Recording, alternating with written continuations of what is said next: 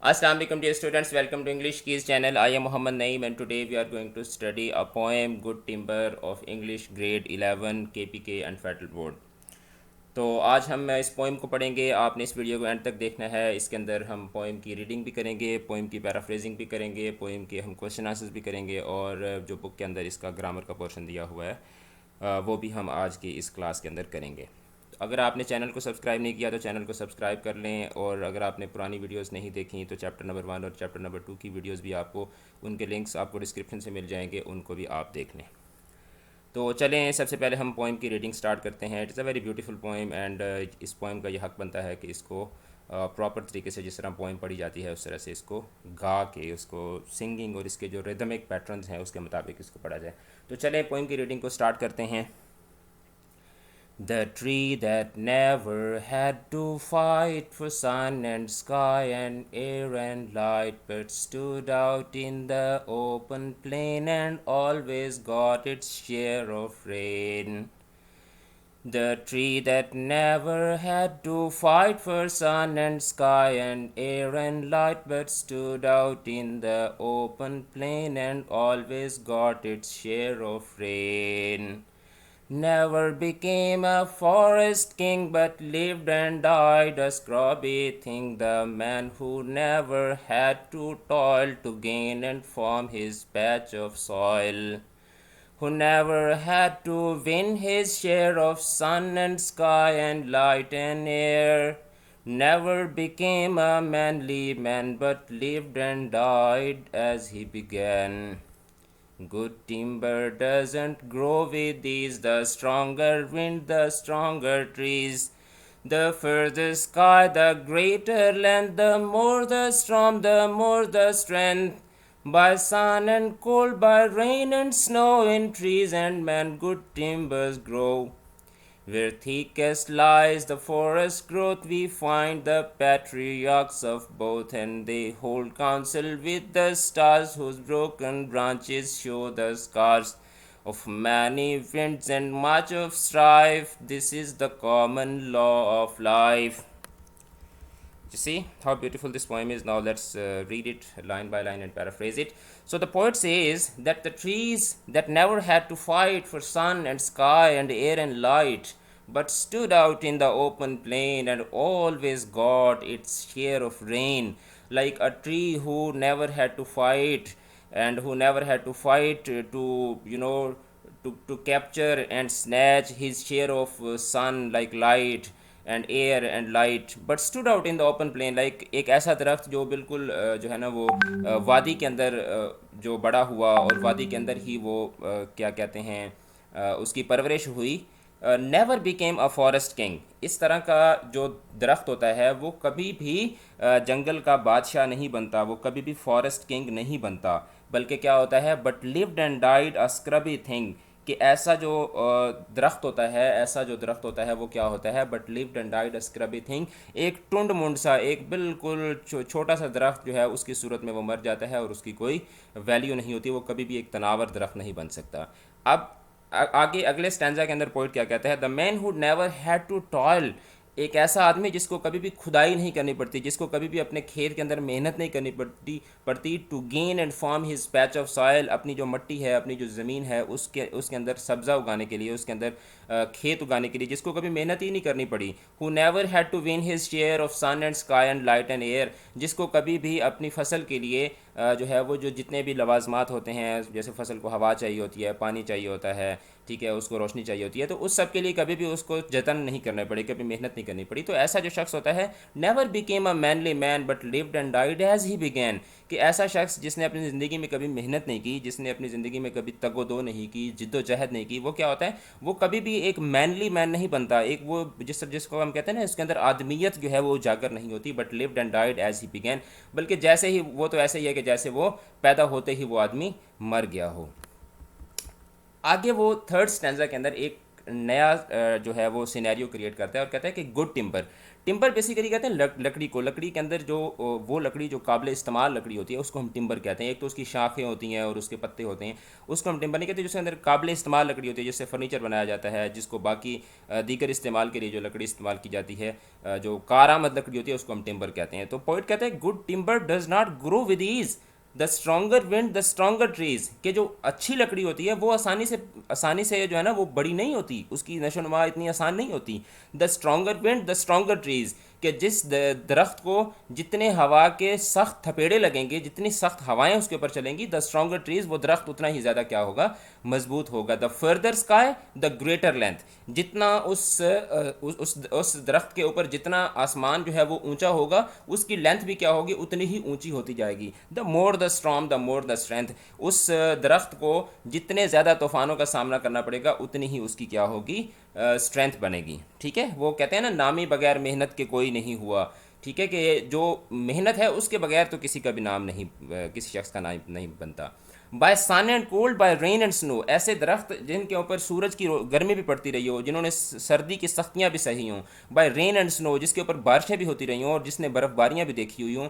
In trees and man good timbers grow, अब यहाँ पे वो ऐसे गुड टिम्बर को, गुड टिम्बर की जो मेटाफोर है, उस मेटाफोर को वो एक्सटेंडेड मेटाफोर के तौर पर, यानी कि एक ऐसे मेटाफोर के तौर पर जिसमें दो सिमिलर चीज़ों को कंपैरिजन किया गया हो। तो यहाँ पे वो गुड टिम्बर के साथ इंसानों और दरख्तों को, दोनों को जो है वो मुशाबियत दे रहा है कि जो इंसान होते हैं और जो दरख्त होते हैं, मिसाल तो उसने दरख्तों की दी है, लेकिन साथ में आखिरी लाइन के अंदर उसने इंसानों को भी इसके अंदर ऐड कर लिया कि in trees and man good timbers grow, कि इंसानों के अंदर और जो है वो दरख्तों के अंदर जो अच्छी लकड़ी होती है, जो उनके अंदर जौहर होता है, वो क्या होता है, वो नशोनुमा पाता है। और क्या होता है, where thickest lies the forest growth, कि जहाँ पे जो जो जंगल होता है, जंगल का जो सबसे घना हिस्सा होता है, वी उस वहाँ पे क्या होता है, we find the patriarchs of both, कि ऐसी जगह पर हम जो है, पैट्रियार्क बोलते हैं सरपरस्त को, बड़े को, यानी कि जो किसी भी इलाके का, किसी भी कबीले का, किसी भी नस्ल का जो एक वडेरा होता है, उसको उस नस्ल का पैट्रियार्क बोलते हैं। यानी कि जो जद्द अमजद होता है, जद्द आला होता है,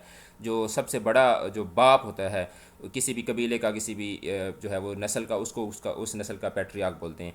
तो यहाँ पे शायर कह रहे हैं कि where thickest lies the forest growth, जहाँ पे जो क्या कहते हैं जंगल है, उसकी जो सबसे जो घना हिस्सा होता है, वहाँ पे क्या होता है, we find the patriarchs of both, वहाँ पे हमें जो है वो नज़र आते हैं वो दरख्त, वो बूढ़े दरख्त नज़र आते हैं, जो उस पूरे जंगल के क्या होते हैं, उस जंगल के वो वारिस होते हैं, उस जंगल के वो वडेरे, या उस जंगल के वो जो है ना वो बाप होते हैं, जो बड़े बाप होते हैं, जद्द अमजद जो है वो होते हैं। यानी कि वो क्या कहना क्या चाह रहे हैं कि जो घनी जगह होती है वहाँ पे अक्सर आपने देखा होगा कि फसलों के अंदर भी जब आप कोई फसल उगाते हैं तो उसके अंदर जो ऊपर घना दरख्त होता है, उस घने दरख्त को काट दिया जाता है ताकि नीचे फसल जो है वो क्या है, उग सके।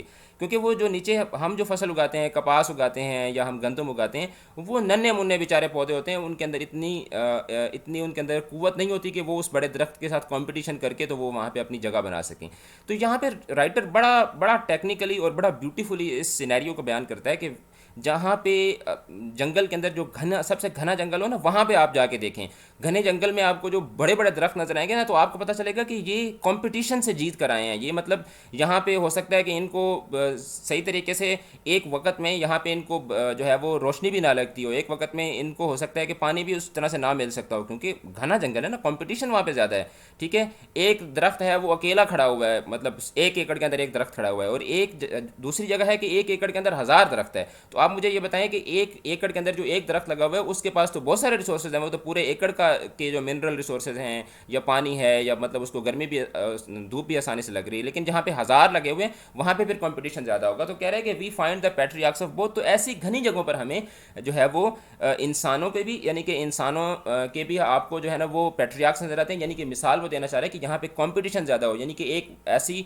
सिचुएशन है कि जिसमें 1000 बंदा अप्लाई कर रहा है, तो उस 1000 बंदे में से जो एक बंदा विन करता है उसको हम पैट्रियार्क कहते हैं। वो उसके अंदर पैट्रियार्कल जो क्वालिटीज़ होती हैं, यानी कि उसके अंदर जो स्ट्रेंथ है, जो उसके अंदर पावर है, वो हमें फिर उसके अंदर शो होती है।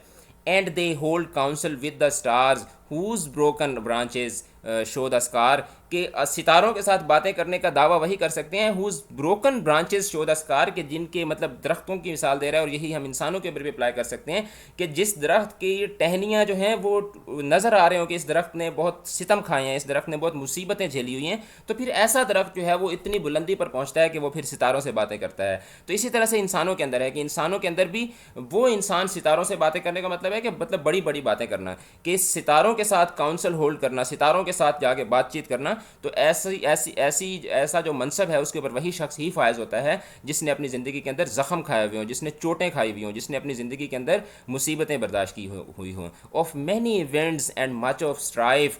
ठीक है, कि उसने बहुत ज़्यादा हवाएं और बहुत ज़्यादा जो मुसीबतें हैं, मुशक्क़तें हैं, वो झेली हुई हों। और आखिर में जो लास्ट लाइन है उसके अंदर कहता है कि this is the common law of life. ये तो ज़िंदगी का उसूल है, ये तो ज़िंदगी का एक फार्मूला है कि वही शख्स ही कामयाब होता है, वही दरख्त ही कामयाब होता है जिसने अपनी ज़िंदगी के अंदर मुसीबतें उठाई हों, जिसने हार्डशिप्स को फेस किया हुआ हो।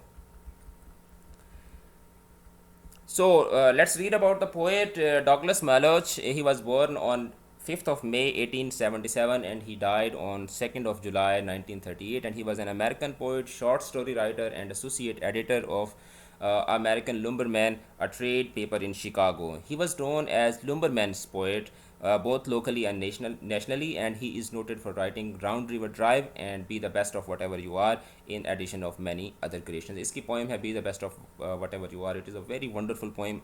आप इसको जाके I would suggest कि आप इसको इंटरनेट से या लेफ्ट राइट से ज़रूर इसको देखिएगा।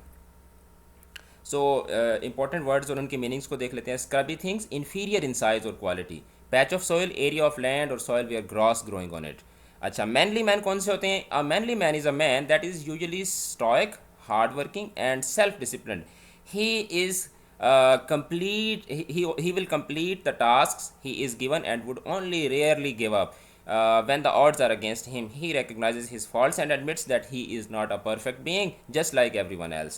So manly man क्या कौन से मैन होते हैं? जो जो हकीकी तौर पर जो इंसान होते हैं, जो अपनी गलतियों को तस्लीम करते हैं, जो अपना काम वक्त पे करते हैं, जो हार्ड वर्किंग होते हैं और जो सेल्फ डिसिप्लिन होते हैं। और patriarchs, a person regarded as father और founder of an order, class, etc. So let's move towards the questions and answers. So we have basically 8 questions. Question number 1, 2, 3, 4, 5, 6, 7, 8. Just have a look at the questions, and then we will open another file, and we will solve the questions and answers. So I hope you have seen the questions. Okay, so let's move to the questions and their answers. So question number 1 is that what is the significance of the title Good Timber? And the answer is that Good Timber is a very beautiful poem written by Douglas Malloch. The title of this poem signifies the fine quality of men and trees. It represents the type of men and trees which face the hardships of surroundings and appear as the resilient most of their class by their hardship, endurance, and stability. Good timber represents the strong, stable, and resilient men and trees. Got it? Question number 2 is, what is good timber? How does trees grow into good timber? कि दरख्त जो हैं वो अच्छा timber कैसे बनते हैं? Timber मैंने आपको पहले बता दिया कि टिम्बर क्या होता है. Okay, so good timber means the finest quality of wood. The quality of wood is measured by its stability, strength and hardness of texture. दरख्त को जो है उसकी जो क्वालिटी है, जो लकड़ी की क्वालिटी है, वो सिर्फ उसकी खूबसूरती से नहीं देखी जाती, बल्कि आप देखें कि जो सफ़ेदे की लकड़ी होती है वो बड़ी खूबसूरत आपको लगती है, लेकिन वो कच्ची लकड़ी होती है, वो किसी काम की नहीं होती. जामुन की लकड़ी आपको बड़ी खूबसूरत नज़र आएगी, लेकिन वो जो है वो किसी काम की नहीं होती. इसी तरह से एबोनी जो है, आबनूस की जो लकड़ी है, उसको आप देखें तो वो बज़ाहिर आपको लगेगा ये काला सा दरख्त है, और ये मतलब इसका जो तना है वो भी आपको लगेगा कि बड़ा अजीब सा है, लेकिन उसकी लकड़ी दुनिया की सबसे महंगी तरीन लकड़ी है. सो किसी भी लकड़ी की जो क्वालिटी है वो उसकी स्टेबिलिटी, उसकी स्ट्रेंथ, उसकी हार्डनेस, उसका जो टेक्सचर की हार्डनेस है, उससे उसको मेजर किया जाता है. The trees which grow in forests and face the storms, heavy rains and other hardships of weather eventually turn up as the finest quality of wood and therefore are referred as good timber. The good timber does not grow in ordinary soils or plain lands, rather it grows in the toughest environment. ठीक है. Question number 3 is that what according to Douglas Malloch is the fate of those people who do not work hard in life. ये तो हम सब जानते हैं कि जो लोग मेहनत नहीं करते उनका उनका क्या नतीजा होता है और उनके लिए तकदीर क्या फैसला करती है. So the answer is that according to Douglas Malloch, those people who live in a very easy and comfortable environment never live a manly life. Manly life हम already discuss कर चुके हैं. According to him, they die the moment they began the course of their life. They never maintain a unique position in the society and their survival is always on a constant threat. कि उनकी जो बका है वो हमेशा एक मुसलसल ख़तरे में रहती है कि ये बस ये अभी मर जाएंगे, मतलब क्योंकि उनकी कोई सिग्निफिकेंस ही नहीं होती सोसाइटी के अंदर. They are worthless people and can never secure their positions और names in the course of history. Got it. Question number 4 is that how can a person achieve his or her true potential in life, illustrated with examples from the poem. So according to the poet, a man can only achieve the maximum level of his or her potential by working hard to the highest level of his or her abilities and strength. As he says in the poem, that ये poem में से एक stanza लिया गया है. Good timber does not grow with ease. The stronger wind, the stronger trees. The further sky, the further length. The more the storm, the more the strength. ठीक है. It means that as far as a man continues to survive through the tough situation, his honor, integrity and pride is secured and he can achieve the maximum level of his potential. तो आप देख लें, दुनिया में मिसालें उठा के देख लें, कोई भी इंसान ऐसा नहीं है कि जिसने बगैर मेहनत के और बगैर मुशक्क़त के उसने इतना बड़ा जो नाम है वो कमाया हो. हत्ता कि जो अल्लाह के नबी थे, जो अल्लाह के सबसे प्यारे थे, जिन पर खुदा को प्यार था, ठीक है, उन लोगों ने भी कुर्बानियाँ दी हैं, उन्होंने भी मेहनतें की हैं. हमारे प्यारे नबी को देख लें, उनकी सारी ज़िंदगी मुशक्क़त और मेहनत में गुजरी. हज़रत ईसा ने कितनी कुर्बानियाँ दी, हज़रत ज़करिया ने कितनी कुर्बानियाँ दी, हज़रत आदम ने कितनी कुर्बानियाँ दी हैं. मतलब जो अल्लाह के जो सबसे प्यारे लोग थे उनको भी अल्लाह ताला ने जो है वो मुसीबतों से और मुशक्क़तों से गुजारा, ताकि पूरी इंसानियत को ये पैगाम पहुँचे कि बगैर मेहनत के और बगैर मुशक्क़त के इंसान कामयाब नहीं हो सकता. So question number 5 is that what is the central idea of the poem. So the central idea of this poem is that we should always believe in our potential and keep facing the hardships and challenges of both society and environment. We should not content ourselves. Content का मतलब होता है अपने आप को बस राज़ी कर लेना. We should not content ourselves with what we got without effort and struggle. बाप की तरफ से जायदाद मिल गई या बस ऐसे कहीं से तुक्का लग गया तो हम कहें कि बस तुक्का लग गया तो अब जो है ना मुझे मज़ीद मेहनत की ज़रूरत नहीं है. Otherwise we will vanish without securing a memorable history. तो वरना फिर क्या होगा कि हम दुनिया में कोई भी नाम किए बगैर हम इस दुनिया से चले जाएंगे. Question number 6 is that what is the rhyme scheme of the poem. Rhyme scheme बच्चे ये होती है कि जो आप पोएम देखते हैं और पोएम के आखिर में जो वर्ड्स होते हैं, जिस तरह पोएम हमारी स्टार्ट हुई है तो fight, light, plain, rain, king, thing, उसके बाद second stanza toil, soil, share, air, man began, फिर थर्ड स्टैंजा स्टार्ट हुआ तो ease, trees, length, strength, snow, grow, last stanza है तो growth, both, star, scars, strife, life. तो इसके अंदर आप देखें ना, एक आपको एक राइम नज़र आ रही है, एक आपको इसके अंदर ना वो जो एक जिस तरह सॉन्ग के अंदर जो है वो एक आपको रिदम और एक राइम नज़र आती है. तो ये जो है ना, इसकी जो राइम स्कीम होती है उसको हम कैसे फाइंड आउट करते हैं. अगर फर्स्ट 2 लाइंस आपस में मिलती जुलती हैं तो उसको हम ए कह देते हैं. अगर अगली जो 2 लाइंस हैं वो आपस में अगर उनके लास्ट वर्ड्स जो हैं या लास्ट साउंड्स मिलती जुलती हैं तो उसको हम बी कह देते हैं. तो इस तरीके से the rhyme scheme is established by placing words of matching sound at the end of each line of stanza और कॉपलेट शेर को कहते हैं. This poem consists of 4 stanzas, each stanza having 6 lines. So the rhyme scheme of this poem is AABBCC in each stanza.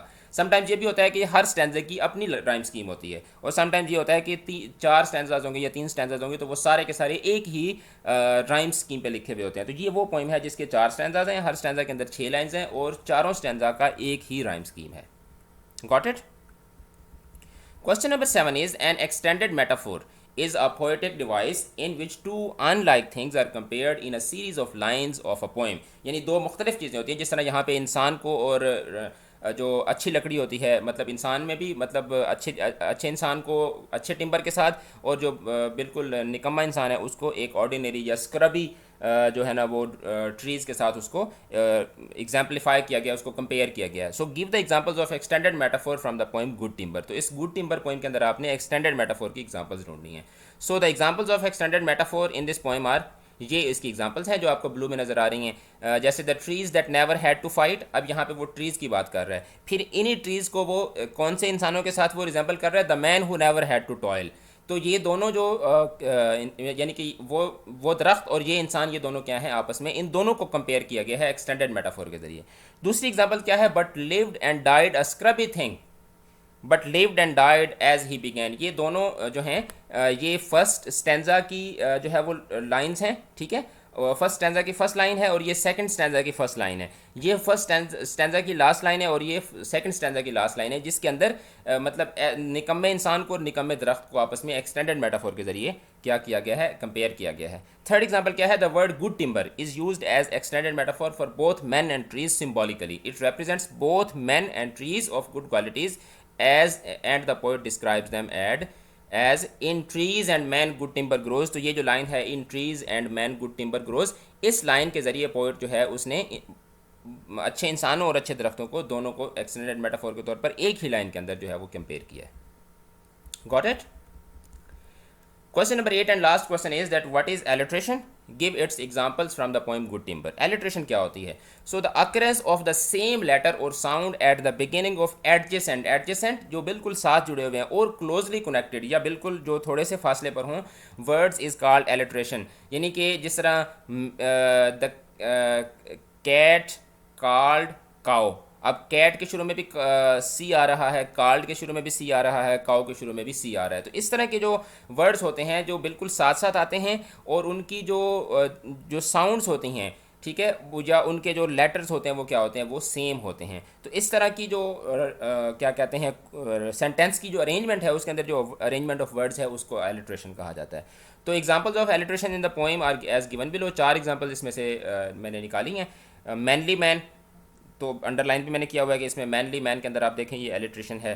And air and light, and air and light, तो ये alliteration है। Broken branches, ये alliteration है। Law of life, तो इसके अंदर जो भी एलिट्रेशन है और जो एलिट्रेटेड वर्ड्स हैं उनको क्या किया हुआ है, उनको इसके अंदर अंडरलाइन किया हुआ है। So these are the questions and answers, okay, and now we will open the book again and we will try to solve the grammar portion. Okay, so we have done the questions and answers. Now we will move to the how to paraphrase poetry। Poetry को paraphrase की कैसे किया जाता है। While paraphrasing the given lines of a poem, keep the following points in mind। जब आपने paraphrasing करनी है तो आपने ये जो 4 पॉइंट्स हैं इनको आपने माइंड में रखना है। पहले नंबर पर तो आपने ये करना है कि use your own words to explain the major idea line by line. अपने वर्ड्स के अंदर लाइन बाय लाइन पोइम को एक्सप्लेन करें।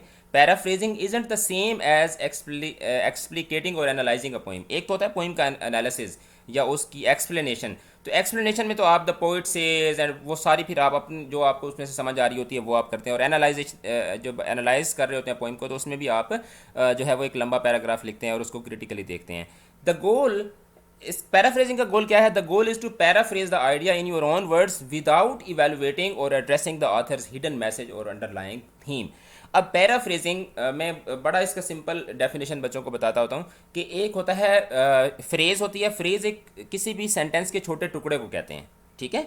और पैरा जो होता है या पैराग्राफ जो होता है वो कंप्लीट लाइंस को बोलते हैं। तो मैं अक्सर अपने बच्चों को ये बताता होता हूँ कि जो पोइम होती है ना वो बेसिकली ज़्यादातर वो फ्रेज की फॉर्म में लिखी जाती है, यानी कि वो छोटे पूरे फिक्रे नहीं होते, वो छोटी छोटी लाइंस होती हैं। देखें अगर आप इसमें यहाँ पे भी अगर आप इसको जाके पोइम को देखते हैं तो देखें छोटी छोटी लाइंस हैं। ये जैसे एक लाइन है छोटी सी, ये छोटी सी लाइन है। तो आपने पैराफ्रेजिंग के अंदर करना क्या होता है, आपने आपके सामने जो एक फ्रेजेस दी हुई होती हैं उनको आपने सिंपल पैराग्राफ के अंदर कन्वर्ट कर देना होता है और आपने कुछ भी नहीं करना होता। A paraphrase line of poetry is a literal translation in regular prose without rhyme और मीटर। यानी कि जो ऊपर जो मैंने आपको जिस तरह से बताया है कि जो पोइट्री है वो फ्रेज फॉर्म में लिखी जाती है, उसके अंदर एक मीटर और उसके अंदर राइम स्कीम और वो सारी चीज़ें पोइट उनका ख्याल रखता है। आपने क्या करना होता है, आपने उनको सिर्फ सिंपल सेंटेंसेस के अंदर उसको मोल्ड कर देना होता है, बाकी आपने इसके अंदर कुछ भी नहीं करना होता। Now keeping in view the above guidelines of paraphrasing, right a paraphrase of the following line. अगर आपने इसको जो है वो पैराफ्रेज करना है तो आप सिंपल ये कहेंगे कि we find the patriarchs of man and trees at a place where the growth of forest is thickest. ठीक है, we find the patriarchs of both trees and man at a place where the forest growth is thickest. तो simple आपने ये करना है, ये first 2 lines की आपने पैराफ्रेजिंग कर दी। And they hold council with the stars whose broken branches show the scar. So आपने इसकी पैराफ्रेजिंग करनी है तो आप ये करेंगे कि those man and trees whose branches are broken and show the scars, only they can hold counsel with the stars। Simple, ये पैराफ्रेजिंग हो गई।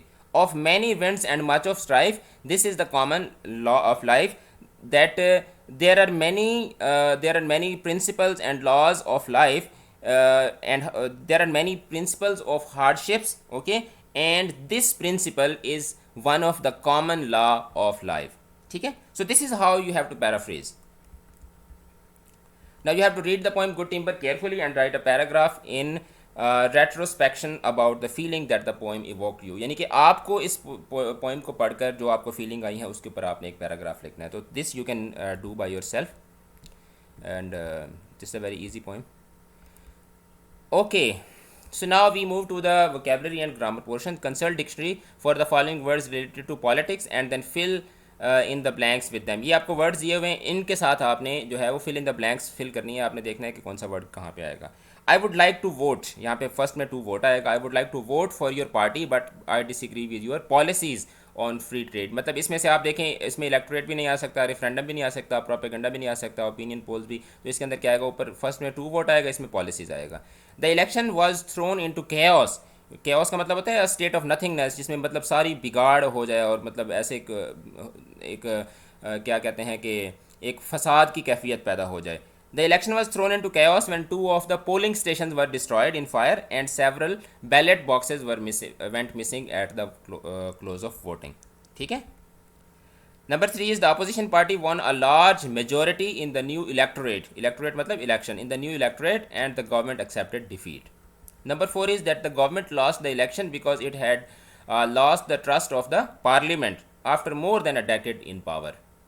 Number 5 is that despite being more than 5% behind in the most of the latest opinion polls, आपने अक्सर देखा होगा TV के ऊपर भी ओपिनियन पोल्स चल रहे होते हैं कि अच्छा कौन जीतेगा कौन हारेगा और इस तरह की डिबेट्स हो रही होती हैं. We are still optimistic of winning the election next month. Number 6 is that the Prime Minister was heavily criticized last month for giving the go-ahead to broadcast a campaign ad which personally attacked the leader of the opposition. Number 7, in the UK, any constitutional changes made by the government need to be approved in a referendum. Referendum होता है जिसमें आप पूरी आवाम से आप ये भी एक तरह की का वोटिंग सिस्टम ही है. अगर आपने हिस्ट्री में देखा हो तो परवेज़ मुशर्रफ ने जिस तरह से रेफरेंडम करवाया था कि आप एक सेलेक्टेड नंबर ऑफ़ पीपल जो हैं उनको आप बुला लेते हैं और उनसे आप वोटिंग करवा के उसके बाद आप फैसला कर लेते हैं. Propaganda is usually used most frequently during the times of war, as enemies use radio, TV and newsprints to attack each other's actions and ideology. तो पुराने ज़माने में जब फर्स्ट वर्ल्ड वार में और सेकंड वर्ल्ड वार, अभी भी वैसे प्रोपेगेंडा होता है, तो ये होता था कि जहाज़ों के ज़रिए पेपर्स जो है ना वो छाप के कि जी हम यहाँ हमारी फ़तह हो गई, फ़लाँ मोर्चे पे हमने फ़तह हासिल कर ली है. तो इस तरह के की जो अब आप चीज़ों को आप फैला रहे होते हैं आवाम के अंदर, तो इस तरह की जो पब्लिकेशन है या इस तरह की जो आप रूमर्स की फॉर्म में या न्यूज़ की फॉर्म में जब आप आवाम तक कोई चीज़ फैला रहे होते हैं तो उसको प्रोपेगेंडा कहते हैं. Next grammar activity number 8 is that make possessive determiners और the possessive pronouns from the word in parenthesis and then fill in the blanks. The bus stop is near our house. We say आप जो है वो क्या बनाएंगे, आप possessive pronoun बनाएंगे our. ठीक है. अच्छा, how is your new school. ठीक है, how is your new school. तो यहाँ पे यूअर जो है ये क्या है, ये इसका पोजेसिव प्रोनाउन है. ठीक है. This is my bag and that is, he से आप क्या बनाएंगे, हिज बना देंगे. Sophia's hair is longer than, I से माइन बना देंगे. इट इज़, आई है तो it is my turn now. It is I turn नहीं आएगा, it is my turn now आएगा. The bike on the right is yours. Which desk is our. Here are her tickets, क्योंकि she है ना सामने. The children brushed dash teeth, they है तो there आ जाएगा. Our school is much nicer than, they है तो देयर आ जाएगा.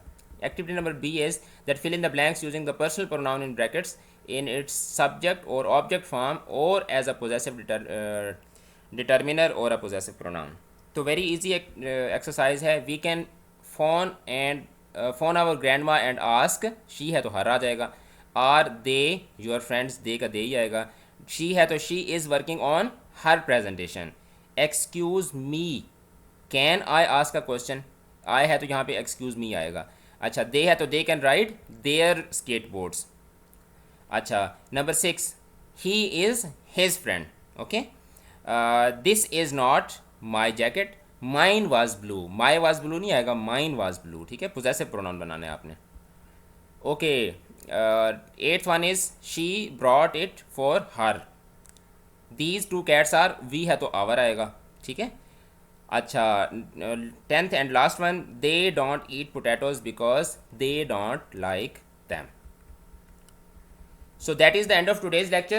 Inshallah, in next class we will read the next lecture, and that is the next topic, and that is from Mother with Love. Very beautiful lesson. तो आप channel को subscribe कर लें और बेल का आइकन दबा दें ताकि नेक्स्ट लेक्चर आपको जो है वो बड़ी आसानी के साथ मिल जाए। Thank you so much. Allah हाफिज़।